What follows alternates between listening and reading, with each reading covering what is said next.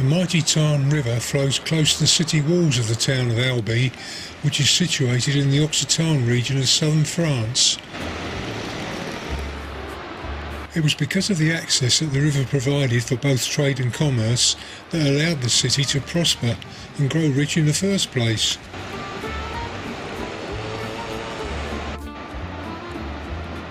The Pont Vieux, the old bridge, was constructed in 1040 and became another source of wealth for the townspeople, who charged travellers to cross it. Today the bridge is still in use after almost a millennium and is proclaimed as the oldest working bridge in France. Just upstream from the Pont Vieux stands a more modern construction, named for Napoleon. However, its name has been changed to the 22nd of August 1944 Bridge, commemorating the liberation of Paris towards the end of the Second World War.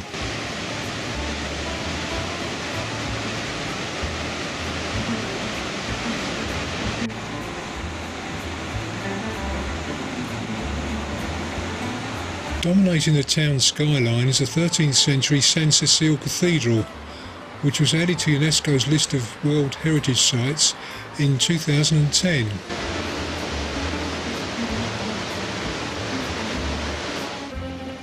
The construction of the cathedral was started following the crusade against the Cathars in 1282, and it took almost 200 years to complete.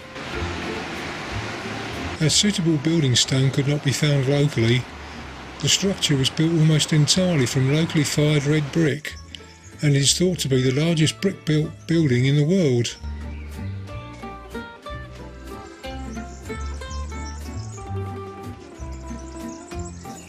In the aftermath of the Holy War waged by the Catholic Church against the heretical Cathars, it was felt that Albi's new cathedral should be built not only to impress the faithful, but to overawe them as well. With its fortress-like appearance, 6-foot thick walls and 256-foot bell tower, it certainly managed to achieve that.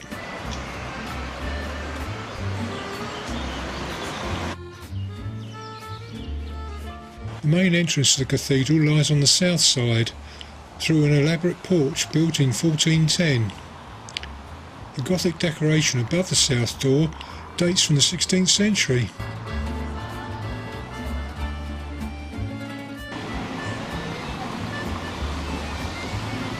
The cathedral and the Bishop's Palace have become a magnet for artists from all over the world who come to capture the architecture in all its glory.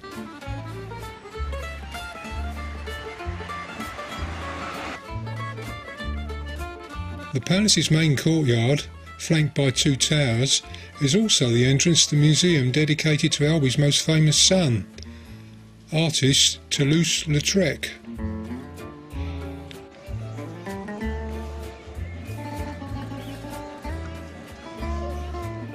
The old arms store has now been transformed into a lovely classical garden with panoramic views across the River Tarn towards the Église de Madeleine on the opposite bank.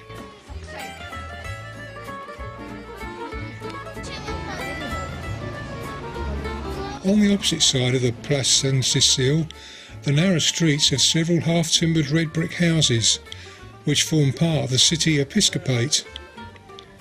The medieval buildings which surround the cathedral and were recognised as part of the World Heritage Site.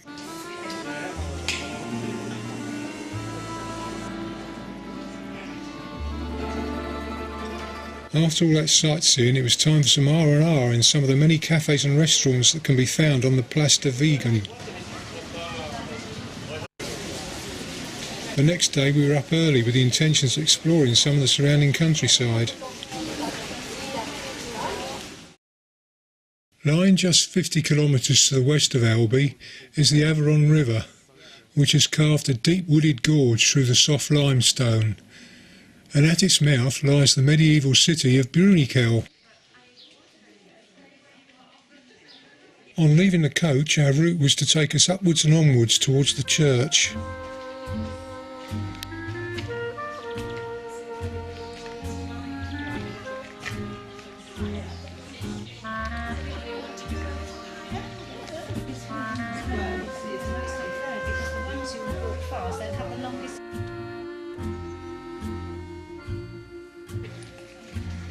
It consisted of a jumble of steep, narrow, roughly cobbled footpaths and shady lanes.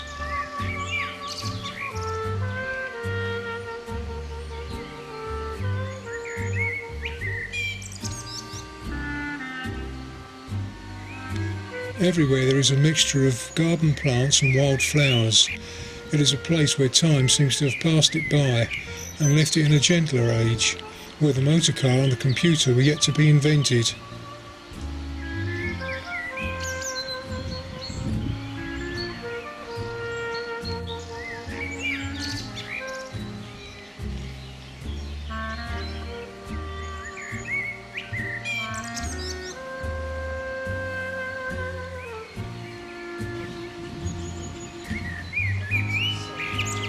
Next to the village war memorial can be found the Regent coat of arms, not, as one might imagine, a pub sign for the Ram Inn.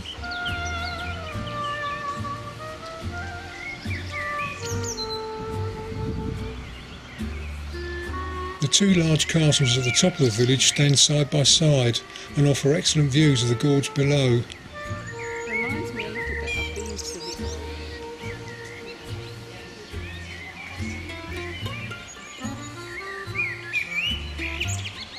Our next visit was to the town of Gaillac, which is also situated on the Tarn River.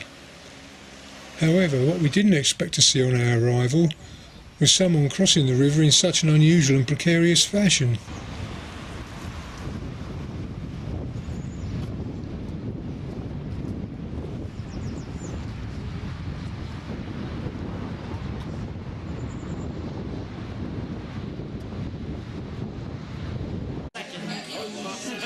Crossing the bridge into town, it didn't take us long to realise that although it was Sunday, the local market was doing a roaring trade.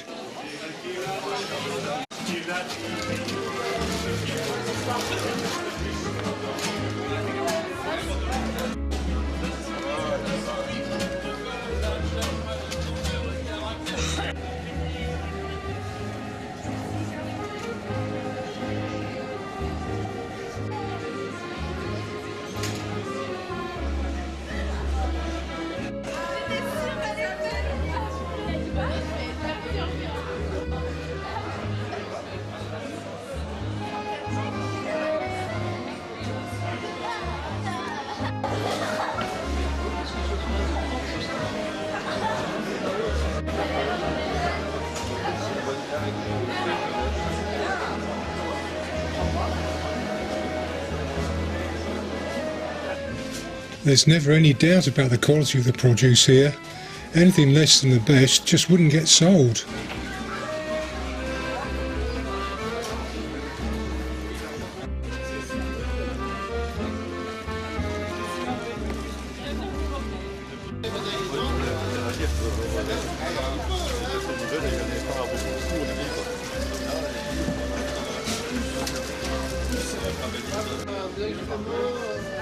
The storeholders are friendly and only too willing to share their knowledge and experience with the customers.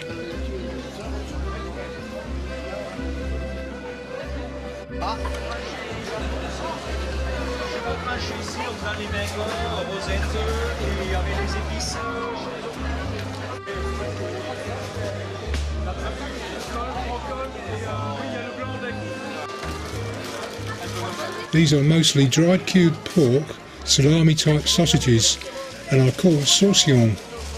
They are eaten uncooked and thinly sliced with a glass of red wine and are considered the height of French cuisine.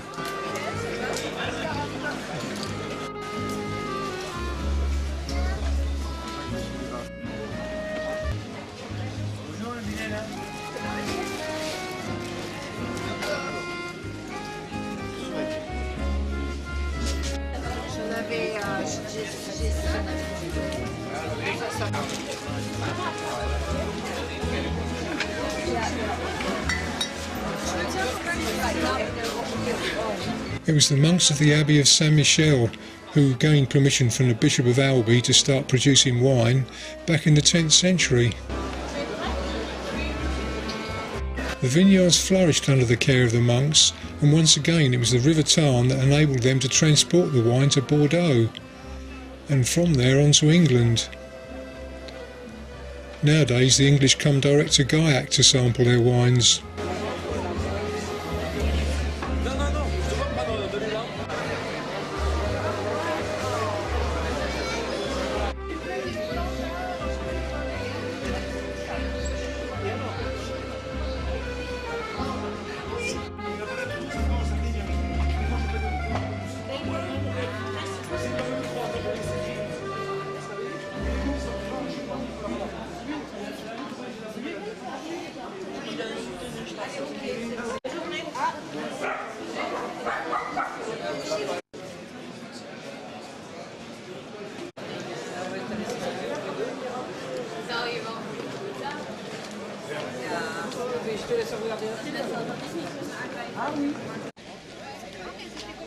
The market had given us a first-hand opportunity to experience the way of life lived here amongst the green valleys on the banks of the River Tarn. The next day was to be the highlight of our trip with a visit to the medieval fortified town of Carcassonne. On the way we stopped at Castries, which is home to the Goya Museum.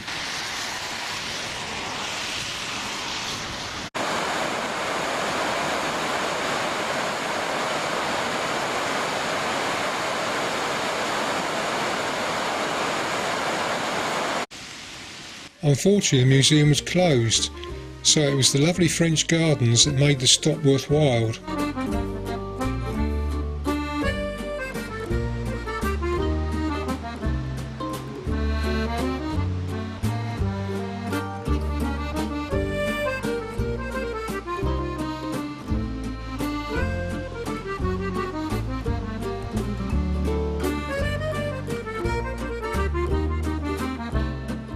On again we travelled to the much renowned city of Carcassonne.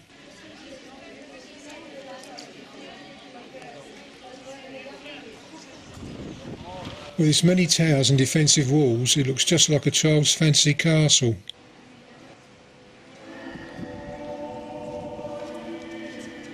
The major fortifications were undertaken originally because Carcassonne was located on the French border with Spain, and as such was a frontier town at that time. It was so impregnable that Edward, the Black Prince, failed to take the city in 1355, during the 100 Years' War. Despite its restoration in the 1850s, which was strongly criticised at the time, the castle today stands as a strong reminder of daily life in past times.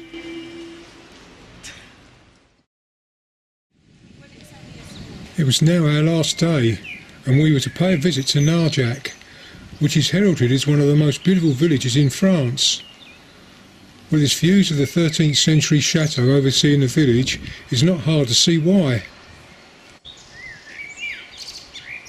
It consists of one long street which is built right along the top of a ridge, hence the name, a perching village.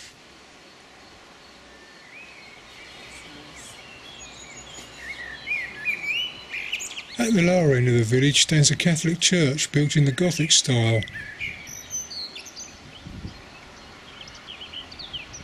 It was erected at a time when the Cathars had just been vanquished and was built to suppress the strong support for their cause which existed in this region.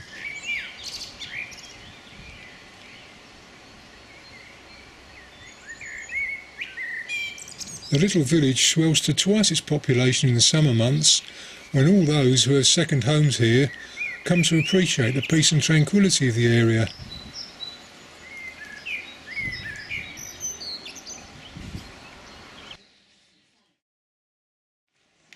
Cordès de Ciel, Cordès in the sky, gets its name from the fact that it too is located on a high ridge with fantastic views of the valley below. It can often be seen to appear to float above the clouds when the mists lie in the surrounding valleys. In the town square is a large outdoor marketplace. Apart from the weekly daily markets held here, during the summer months it is also open in the evenings, when the local artists come to sell their wares. The Gothic houses that line the cobbled streets are today home to a wealth of shopkeepers, cafe owners artists and craftspeople, all anxious for the many visiting tourists to cross their threshold. Touring this small part of southern France has been a great opportunity to soak up the atmosphere of the region. Its laid-back lifestyle, interesting locations, fantastic views and stunning countryside have made for a great few days away in someone else's everyday world.